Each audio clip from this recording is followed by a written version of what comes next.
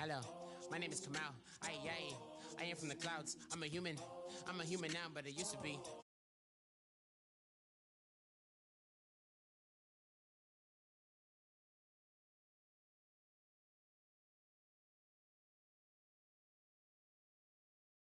I got a lot of love and a whole lot of ignorance, and that's a good thing if you want to relate. I'm just trying to relate. I'm just trying to relate. I'm just trying to relate. I'm just trying to relate. Presence now. Presence. Come out.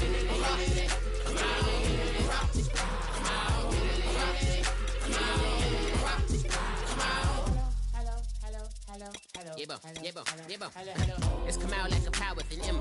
I get down like gravity, rappers and raps rapidly follow the rapid into the rapids of being rapping and rattling, rattle riddles and ribbons into the sky. I'm a rebel feeling rhythmically right. You're vigorous, spinning right to the rhythm, widow the side eye. I am the killer in the grasses. I am the kid in the corner with the glasses. I am the specter, you should respect her. I don't expect the special, ain't special. I don't expect nothing. I'm just really glad I can say something. It's a blessing. Ain't no stress affecting my presence. But sometimes the pressure keep pressing. Worst keeps my impression impressed. That's the way to relate. I'm just trying to relate. I'm just trying to relate. I'm just trying to relate. I'm just trying to relate. From the presence now. Presence, come out.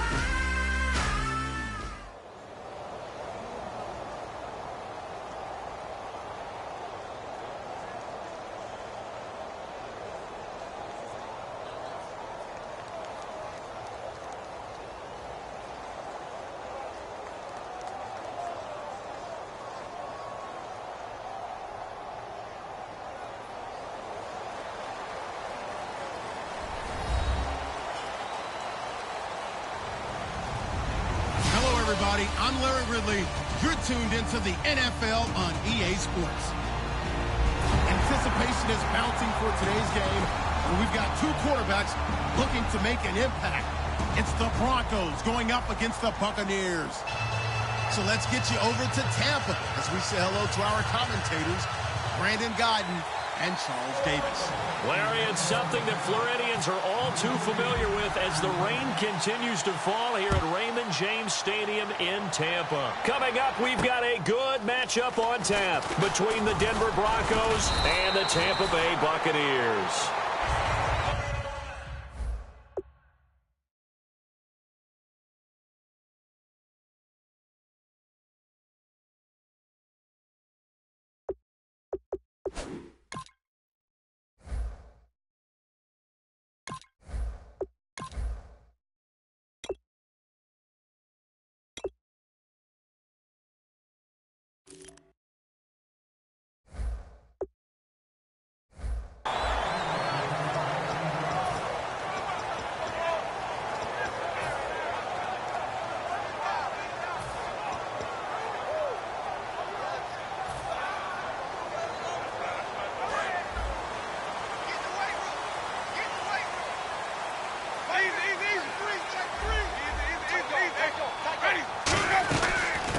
First carry now for Doug Martin. And he'll take this up near the 35, maybe the 34. Give him 10 yards on the pickup, and that'll make it second and a foot or so. Really tough drive, but that run help salvage something there, because now there's something positive that came out of it. They got to see good blocking, good push by the offensive line, wide receivers trying to get involved, a good run by the back. And now maybe it'll be a catalyst for them to look at going forward, watching it on tape. Maybe they can keep incorporating that type of a run into their offense. Only a gain of a yard there, but it indeed gets them a new set of downs.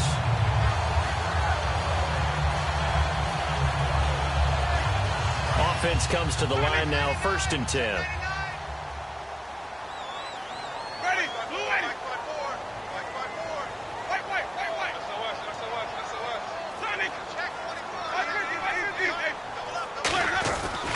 Winston gives to the tailback, Martin. And a nice carry there of 15 yards. Well, from the safety of our booth, I think it's okay after that run that I call him still the name that maybe he's not too crazy about, the muscle hamster. Yeah, his teammates at Boise State called him that. He doesn't like that, though. He hates that name. He told us he prefers, and he told the world he prefers Juggernaut. It's always tough when you come up with your own nickname. It doesn't stick. I hope it works for him, but I have my doubt. We're going muscle hamster here in the booth. Winston now. Right side caught by Jackson. It's a loss of a yard there, and now 2nd down.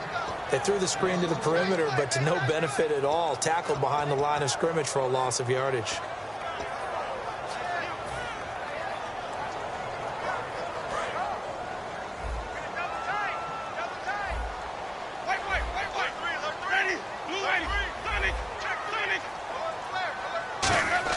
Winston now from the 50. Steps away to his left. And he can't find anywhere to go with it. And he goes down. And yes, that is something Von Miller does very well. 13.5 sacks last year, 2nd in the league, and was right in the running for Defensive Player of the Year. Again. And if he plays full seasons or nearly full seasons, he'll be in that running for the rest of his career. I love his ability to bend coming around the corner, and sometimes we don't talk about that enough. His ability to have the best leverage, get lower than the offensive tackle, yet still running at full speed and wrapping his way around the corner and getting to the quarterback. On 4th down, here's Brian Anger now to kick this one away. Emmanuel Sanders deep for the Broncos. He gets this away. It's a good one. Drawing toward the sidelines. And out of bounds, sailed over, looked like right near the pylon. This one's going to be perfect. Directional kicking at its finest, right down at the 1-yard line.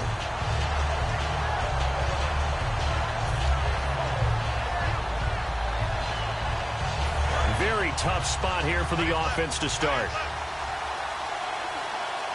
They come out here in the eye. From the end zone, Simeon. And his first look is incomplete. Virgil Green is tied in, the intended receiver. And now it's 2nd down. The offensive lineup now, and the guy we highlight, Emmanuel Sanders. You can use him in any spot as a wide receiver. In the slot, out wide. It doesn't matter. He just makes plays. But when this ball's tipped and intercepted. Picked off by Keith Tandy. So the ball switches back over to Tampa Bay, and as they get set in place on offense, Charles, talk about the running game and the O-line, where they stack up going into next year, because Doug Martin was only active for 8 games this last season. Rushing total dropped down to 400 yards, basically. Yeah, they were fortunate they picked up Jaquiz Rogers during the year, and he gave them some nice games throughout, but I start with the offensive line. They've got some good building blocks. Left tackle Donovan Smith, guard Ali Marpet. Great places to begin. I think they'll continue to try and fortify that offensive line, because that will help whoever becomes their primary ball carrier.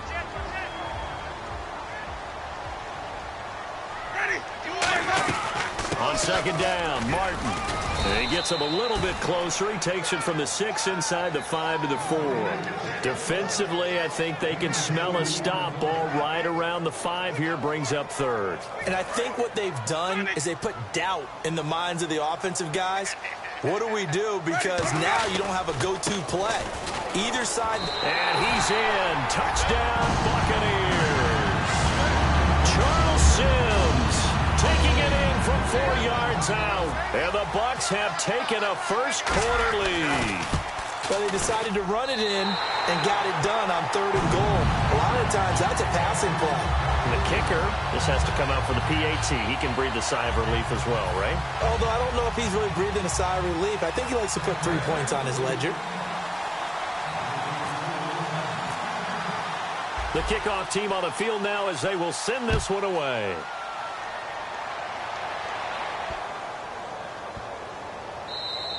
And this will be a touchback as that sails over the end line.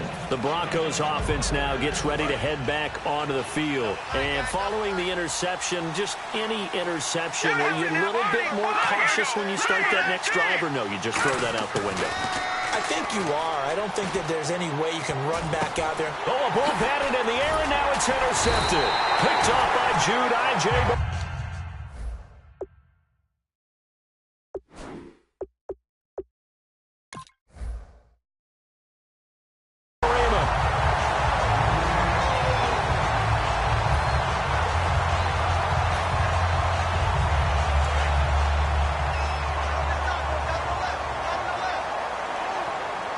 One receiver to the left is Evans. They go play action here on first down. He's going to get this one out to his fullback. And a loose football. It's picked up by the Broncos. So a first quarter fumble in the rain, and this isn't supposed to let up. They've had flash flood warnings just west of here, so they better get used to this. And it's hard to do real early in the game because you're so amped up and you're trying to do so much. You've got to get used to it, though. You've got to focus in on the ball, make sure you're taking care of it. That one cost him. Just what you want on a first down run. Call it 8 yards, and it's 2nd and 2.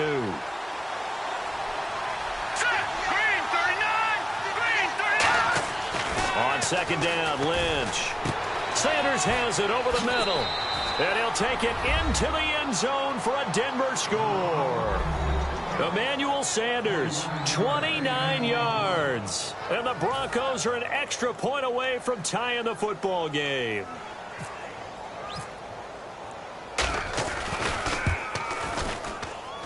And we'll see if this rain affects the team's decisions going forward, but they kick it here, and it's good.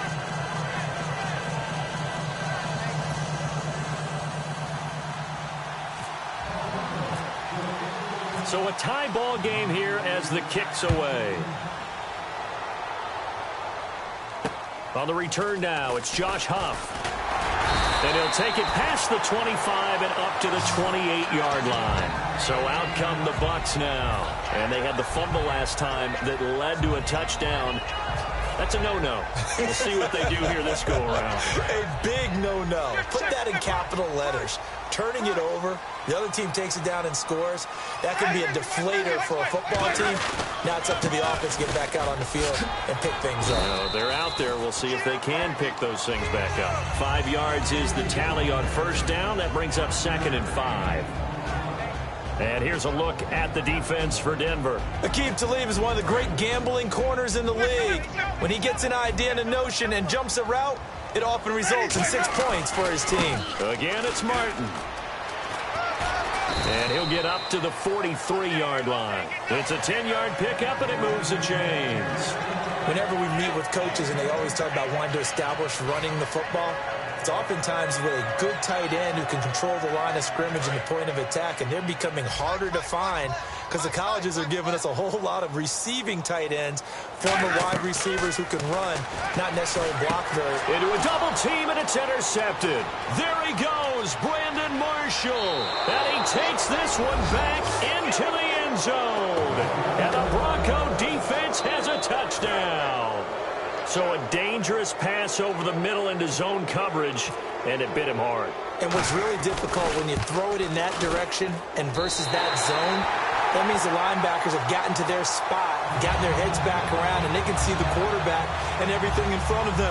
And they took big advantage of it, went the other direction, excellent blocking, and picked up a touchdown.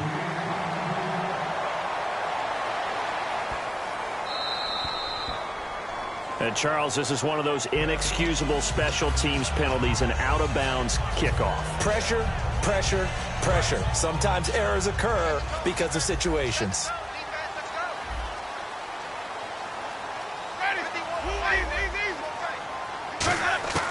On 1st and 10, Winston. And this is incomplete. The intended receiver that time, Adam Humphries. And it's 2nd down. Unable to connect on the first down pass play. Now it's 2nd down. 3 down. Ready. The second down throw for Winston. And that'll be incomplete. The target that time was Vincent Jackson, and it's third down.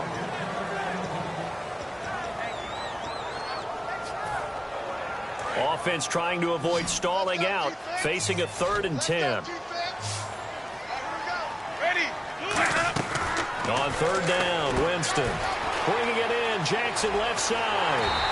And he's got the first down yardage there as he takes it just across midfield. Back now with Charles Davis. I'm Brandon Gaudin. It's the Bucs in possession of the football as we begin the second quarter, and they've got it here with a first down.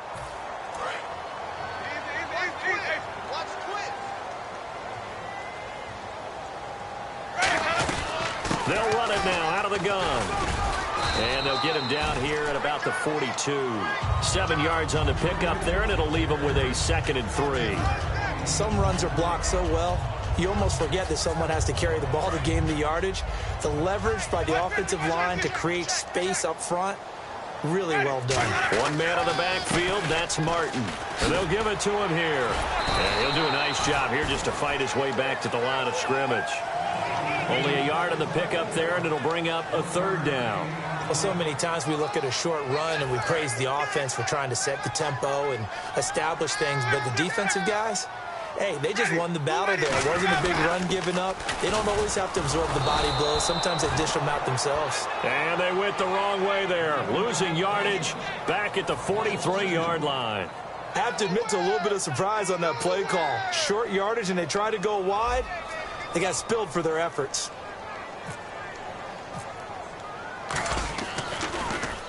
He gets this one away, and boy, it's another boomer. Out of bounds and close. The question, was it a touchback? No. They'll say it crossed out at the 2-yard line. And Denver getting set to take the field. And that recipe on their last drive that resulted in a touchdown looked pretty good, so they'll be hoping to do that once more. And it takes me back to when we sat with the offensive coordinator and the head coach. They felt pretty good about their game plan and thought there were some holes in the defense, and they exploited them the last time out. Demaryius Thomas, the 30. And all the way home for a Broncos score. Demaryius Thomas, 97 yards. And the Broncos able to show off their quick strike ability. So from back deep in their own territory all the way into the end zone, you think they expected to score on that one? I'm not sure they expected to score, but they also showed that they're not averse to taking a little bit of a risk there, right? Taking a chance, because the normal call is take care of the football, run it, be safe. Instead, they put it in the air and took a gamble, and it paid off in a big way. That wasn't an analytics call. That wasn't a fantasy guy's call. That was like a video game call right there. It was a little bit of a video game call, but it worked. After the touchdown, here's McManus now to kick it away. That's fielded in the end zone. And the decision to bring it out is going to cost him about 7 yards all told, as he's taken down back shy of the 20. And Tampa Bay trots out there now. And with this deficit, you can't have too many more drives like the last drive where you had to punt it away. You know what I would tell my offense right here? The punter doesn't exist, guys. He doesn't even exist. He's not a team anymore. I just cut it. All right? So you got to go out and create some offense for us here and give us some points. No way does that guy get on the field on this drive. Poor punter. Yeah, it wasn't his fault. But hey, listen, if there got to be casualties at times, we're trying to win a game. So here we go, 1st and 10 now. One receiver to the left is Evans. Ready. Ready. Blue ready. 51 to Mike. A first down throw for Winston. And Brave has it over the middle. Give him 18 on that one. And the Buccaneers are going to have a first down. And now the passing game here in the second quarter starting to heat up a little bit. Don't you feel the rhythm starting to happen, right? You see it. Now the confidence is starting to rise. I think now as a play caller, because that has happened, you lean on it a little bit more. You don't go totally away from running the football, but you do say, guess what? We can throw it. We can throw it well with a whole lot of confidence.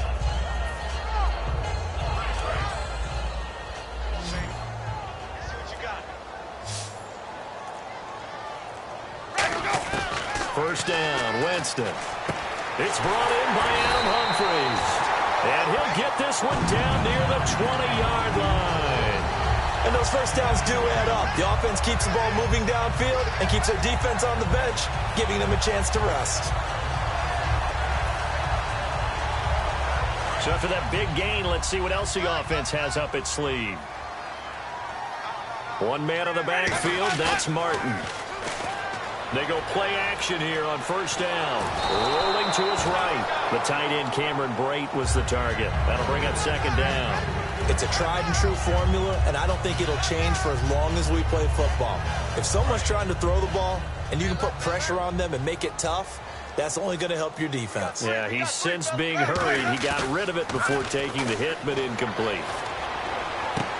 Oh, you saw that one coming. It's intercepted. Throwing back across his body. Picked off by the safety, T.J. Ward. And he's going to return it to the 21-yard line.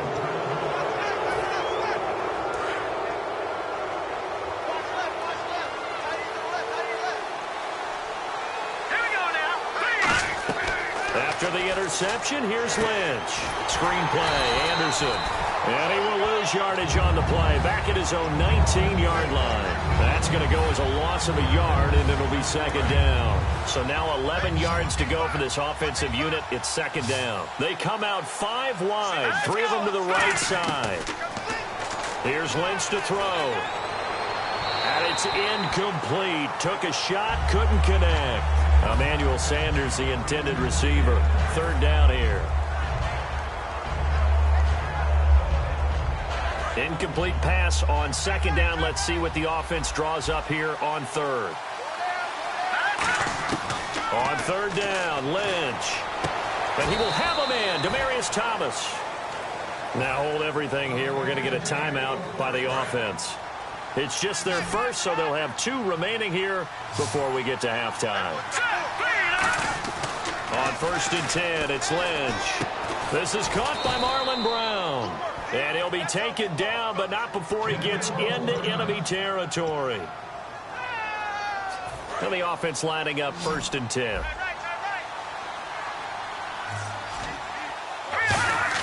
They'll throw on first down with Lynch. Looking deep downfield. He couldn't quite hold it. Got hit. Ball pops out. Incomplete. On every offensive coordinator, every play caller sheet, they have about 5 or 6 plays per game that they call shot plays or big plays, and you don't get many opportunities to dial them up, and they just did, and they drop it with a great chance to make a big play. That's going to hurt. Looking middle, and it's incomplete.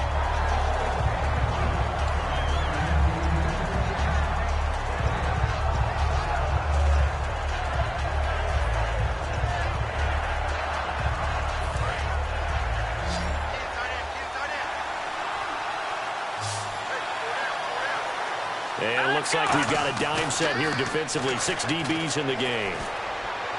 It's incomplete. Took a shot, couldn't connect. Fourth down, so on is the punter, Riley Dixon.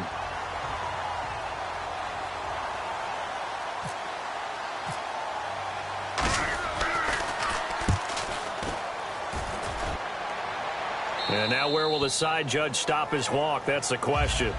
He says it crossed out of bounds at about the 17-yard line. Now the Buccaneers offensive unit back out on the field. And 2 interceptions thrown here in this first half. You hear it, no matter the sport, they say that great athletes, they can kind of have a short-term memory, but that's easier said than done. It is easier said than done, but I played with a guy who threw 2 interceptions in the first quarter of a really big game we were playing. Johnny Unitas? And no, not quite at that level and not at that age. But I was going for the age. I remember looking over at him, and he was smiling. And I thought, what is he smiling about? It's because he had enough confidence in himself. And that was a fluke. And he went out and played pretty well the rest of the day. And, Jameis intercepted a 3rd time. Picked off by the safety, T.J. Ward. And this one will be returned to right around the 38-yard line. And Denver getting set to take the field. They've got the lead. Last time had to punt it, though. What's the key to this drive? I think it's leverage. The big guys up front. You know the motivational speech on the sideline is, guys, give us an opportunity. Protect the passer, create space for our runners, and let's go ahead and give these guys Low man wins. Let's go do it on this drive. We'll watch that leverage on this drive. The ball popped in the air and intercepted. Picked off by Hightymeben. And a big turnover there as his guys will get the football back. And Tampa Bay trots out there now. And what do you think goes on here in this situation? If you got the football, you're trailing, you're back in your own territory with just a little time. Do you try something? You're thinking about jump-starting your team, right? You just mentioned it. They're down. They're trying to get back into the game. But you now whistles come in. We're going to get a timeout here by the offense. It's just their first, so they'll have 2 remaining here before we get to halftime.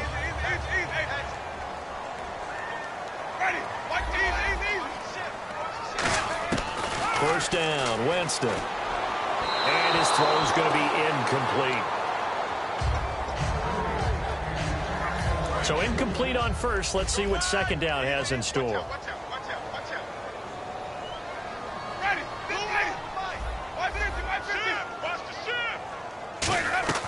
A second down throw for Winston. And he comes back with one complete.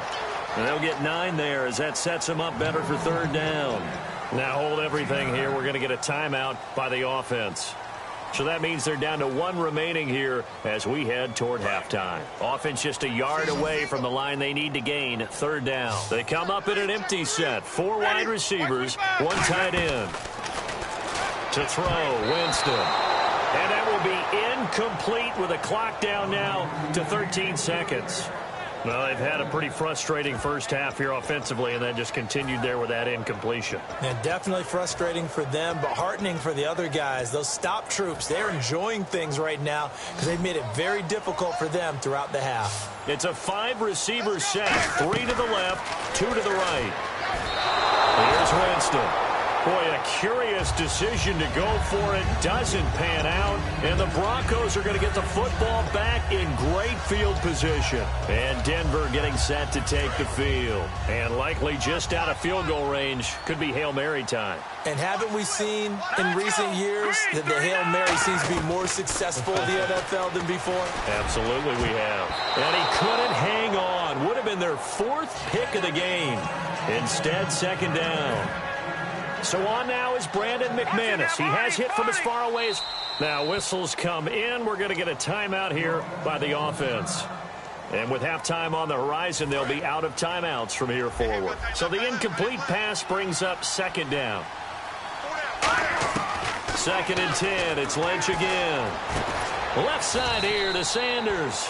And he gets this one all the way down inside the 20-yard line. That's it for the first half. 2 more quarters to go. We'll have plenty more to see after the break.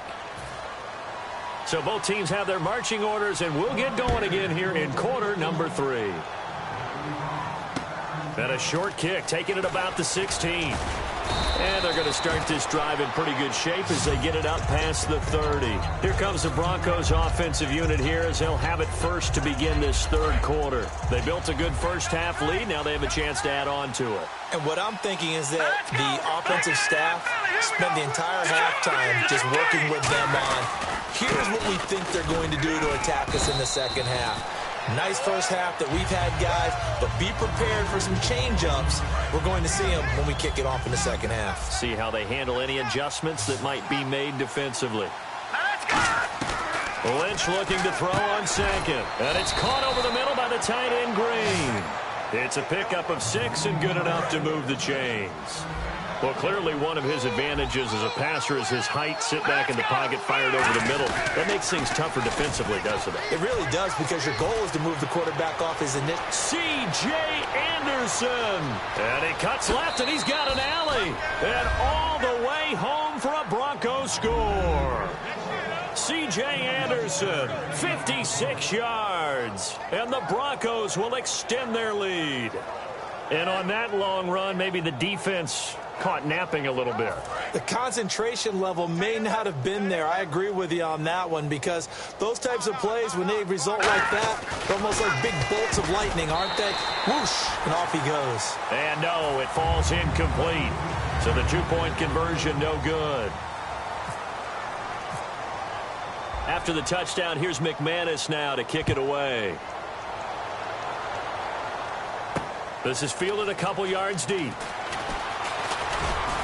And he'll bring it a few past the 20 to the 23-yard line. Here comes the Buccaneers offense. They get their first reps of the second half. They're down in this game. A chance for the offense, though, to put something on the board, get some momentum here in half two. Try and get things kick-started for them. And you know at the half, they discussed how they were going to get that done. This is where scripting comes into play a lot of the time. How many plays do you script coming out of the second half? Most of the time in the first half, you're scripting 12 to 16. I think in the second half, you're really scripting more like 8 to 10. Kind of a starter or an opener, whatever terminology they use. Just something to get you off to a quick start. One man on the backfield, that's Martin. And he'll get it up the middle. And this time he's not going anywhere. They'll get him down right at the line of scrimmage. Call it no gain that time as it's going to leave him with a third and about 3 to go. They brought in an extra defensive back here, so probably not expecting a run on 3rd and 3. A good call. Not much room here as he only gets it to about the 30. Just a yard on the run there. That's going to bring us to a 4th down.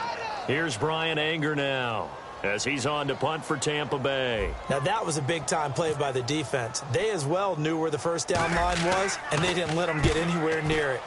He's averaging just under 50 yards a punt as he gets this away.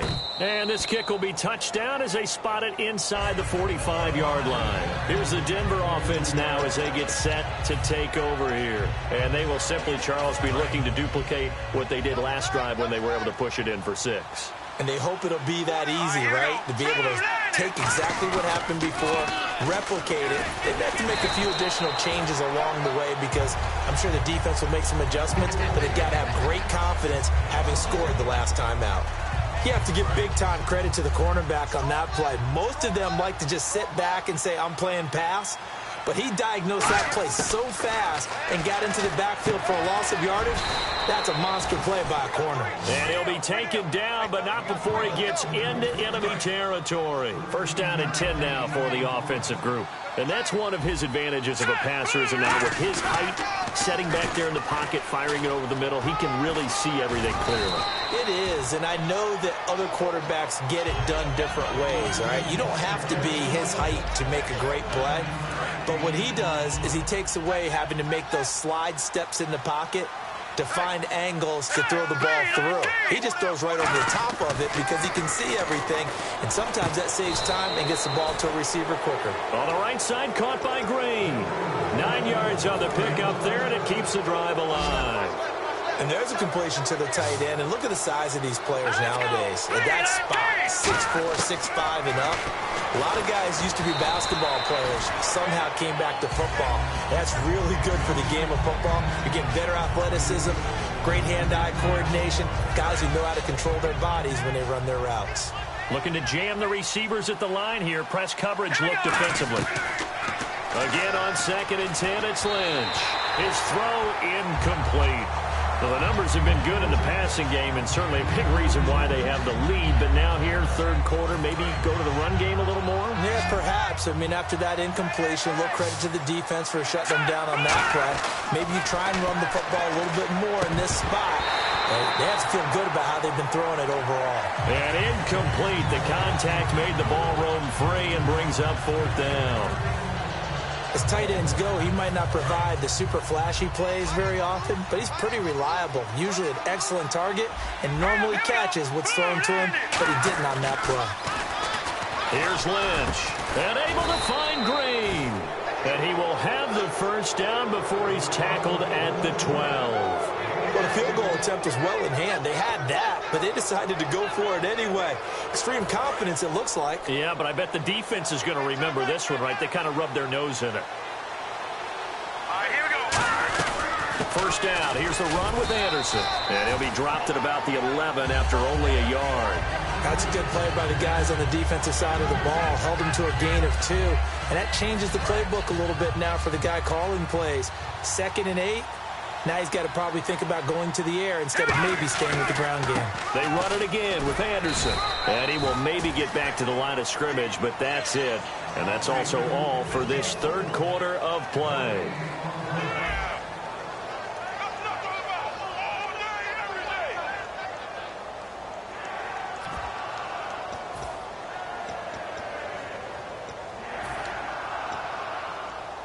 And the offense readies for play number 10 of this series.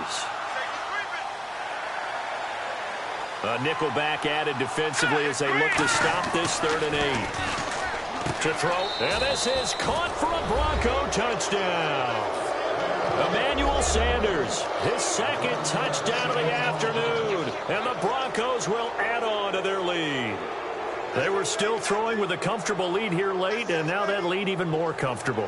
And your first thought is there bad blood that went into this one ahead of time, that maybe they're seeking some revenge or they just don't like them? But the other thing that always hits me is, are they worried about playoff positioning? Right? Are they worried about, do you need enough points in case there's a tiebreaker that comes into play later?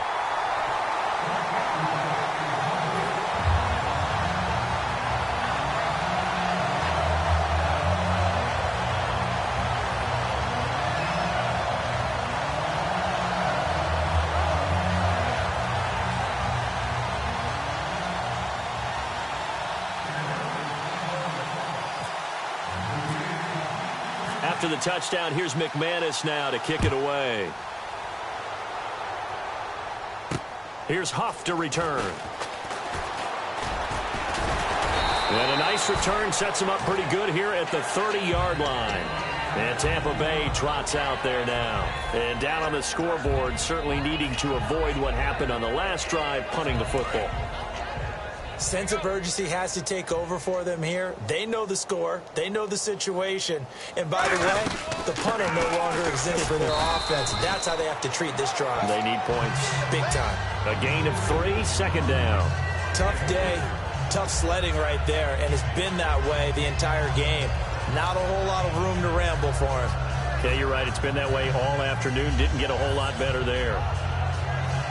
2nd down following the run. They'll come up now in the Wildcat package. On the direct snap, this is Martin. Room here to run. And he'll cut it out to the sideline. And he eventually goes down, but not before reaching the 30-yard line. I know that play went to the left side, and that's what it was designed to do, an outside handoff there. But how about the whole offensive line being involved? Seal the left side where the play was going, what they call play side. But how about on the backside? Just taking care of business to make sure no one can get there and disrupt it. Is the biggest key the left tackle? Without a doubt. Control that edge. Get out there. You want that left tackle, or if you bring your tight end over there, either way, control the edge of the line of scrimmage, you got a chance to rumble. 2nd down following the incompletion.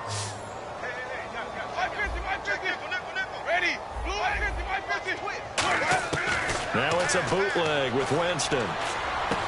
And this is caught at the 8. And he gets it all the way down inside the 10 to the 5-yard line. In recent years, the slot receivers really gained stature in the NFL because they could do so many things.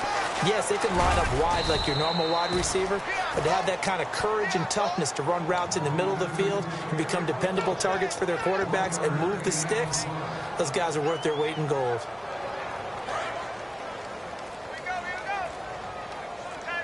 They come up in an empty set. 4 wide receivers, 1 tight end. Jameis to throw it. He was trying to get it to Cecil Shorts that time. And it's 3rd and 4.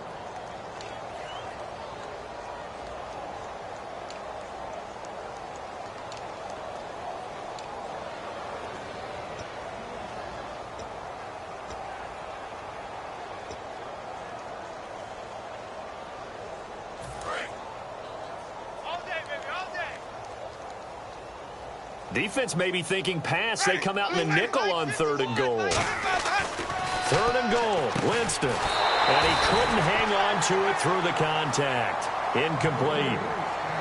After all the preparation, all the practice, a play like that will absolutely break your heart. They had everything they wanted, just unable to complete it. In the end zone, a big-time drop. And Aguayo able to knock it through. And they're back within 3 scores as it's now a 22-point game. Well, in the grand scheme of things, it's likely not going to matter much, but at least they get themselves 3 points closer to respectability. And I don't know that they're going to feel a whole lot better about things because they've clearly been outplayed all game long. But, hey, no reason not to take the points when the opportunity presents itself. And Denver getting set to take the field. And they were able to punch it in the end zone last time. They'll be looking to do that again here for the defense. Obviously, they'll be looking to stop them from punching it back in the end zone. It always is punch-counter-punch, isn't it? And which team has the advantage? Well, let's just go back. Last time on offense, they rolled downfield, got into a good rhythm. You can see a little more bounce in and out of the huddle. You can see the sideline really get into the game. So defensively, you're thinking to yourself, how do we take that away from them? How do we get the advantage back? Let's see what they come up with. I think pressure is always the first way to go. You love pressure. I love it. We'll see if they dial it up this drive. And that's a nice pickup of a first down on that second down run. And at that yardage gained, they can run that plan any down. 10th carry now for Anderson. And he's going to take this one down to about the 46-yard line. It'll be a pickup of 10 yards. And it'll be second and very short. Time for a break. Back to finish it off on EA Sports after this. Possible run anticipation here as the D-line sandwiches together. Anderson, and he'll be taken down at the 44-yard line. 2 yards on the pickup there, but it's enough to give him a new set of downs. Second and inches is oftentimes an invitation for an offense coordinator to take a big shot downfield because he feels like he can come back on third down and pick up the first down. But sometimes you just don't want to break tendency. Stay with what you are, stay with who you know, and go get the first down. That's exactly what they do. And after the play on the ground, that brings up second down here. Partner, we know today's NFL is really built around the guy throwing the football. But these short runs, they still pay dividends because they can take their toll on a defense, and they can add up as the game goes along. You control the clock, you control the ball, and that way you often control the game. Let's give some credit to the defensive guys on that play. Able to bat that one away. Sure looked like they were trying to hit the corner route. The first down line at the 34 here on third down. On third down, Lynch looking deep for Demarius. And he fires one that's intercepted. Picked up by Brad McDougal. And a big turnover there as his guys will get the football back. And now the Buccaneers offense gets set to head back onto the field. They've lost this one. Their offense has struggled. Do they try to put together something here at the end just to take into next week? Yeah, sometimes teams want to do that and coaches want to. I remember one time I was on a team and we were losing late in the game like this, and you knew it was lost. It was over, right? And the coach called a running play and pretty much said to everyone, I want to see something executed well before we get out of here. And that was the message to the team. Just something to build on. Just something to build on, get it done, and maybe we can look at that and say, we'll get better as we go forward. Going again, Winston on 2nd and 10. And incomplete there. A nice hit. Jars the ball free and brings up third down. Oh, man, for him to be that wide open and drop it, sometimes you have just too much time on your hands, right? You end up thinking way too much, and your hands get shaky. And, yes, he's a tight end, but that's a catch he should have made. Here's Winston. And this turns into disaster. He's not going to get forward progress. That'll be a safety. And the safety there, another mistake, and these mistakes just keep piling up. How many more can they make? They put themselves in such a massive hole now. Going to be difficult to dig out from under. Yeah, for sure they can't afford anymore at this point. And he is out of bounds, getting it across the 30-yard line. So the Broncos coming out now. They have the big cushion.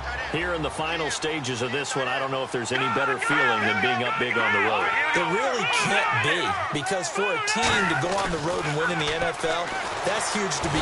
Oh, the Buccaneer pressure too much. Down he goes. Robert Ayers in there to sack him for a loss of 6. And now they're in the hurry-up. Lynch is going to throw it. Throwing right side, that's complete. Demaryius Thomas. And he will get into the end zone. It's another touchdown. This thing is ugly. And to me, that touchdown allows you to start grinning widely on your sideline. I think they pretty much locked this one away. Yeah, that's the clincher, the proverbial icing on the cake, if you will. Now, these have been no picnic for him so far. He's missed 2, but this one is good.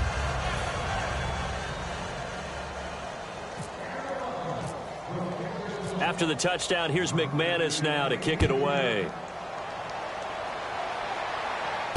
This is fielded at the chalk of the 10.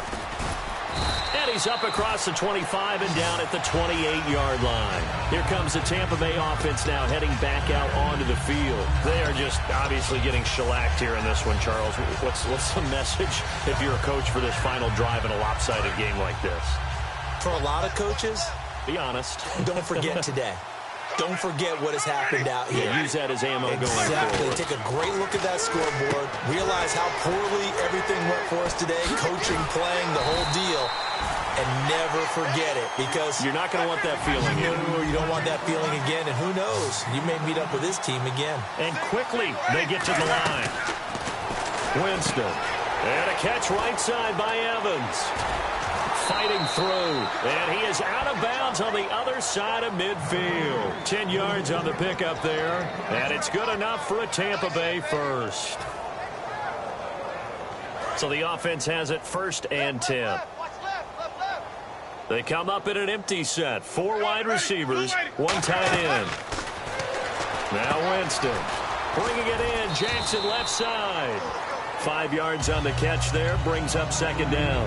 Now hold everything here. We're going to get a timeout by the offense. And as the two teams talk it over on their respective sidelines, we take a break. So now on comes the field goal unit. And wow, this is no ordinary try here. This will be spotted just shy of midfield. A 59-yard attempt. And that one's not going to get there. Not enough juice. An ambitious effort, but it's well short. And this score will stay right where it is. Well, Charles, the forecast called for rain throughout the entire game, and we got rain throughout the entire game. But these two teams, they had fun getting dirty out there. They love the slop. Did you trust the forecast ahead of time? Or are you one of those guys that's skeptical about it, or did you trust it? But when I saw just a big blob of green on the radar, I said, okay, let's trust. Yeah, and that's why I'm glad you took my advice. Got your notes laminated, because, you know, open air booth, that rain can affect us as well, although not as much as the guys on the field. But let's face it, it's kind of fun to watch these types of games, isn't it? It is. By the way, how impressive is it that you travel with a laminator? I didn't even know there was a portable laminator. The things that you learn. Golly, wise beyond his years. So that'll do it for us. For Charles Davis and all our crew, I'm Brandon Gaudin. You've been watching the NFL on EA Sports. With that, we say so long from Tampa.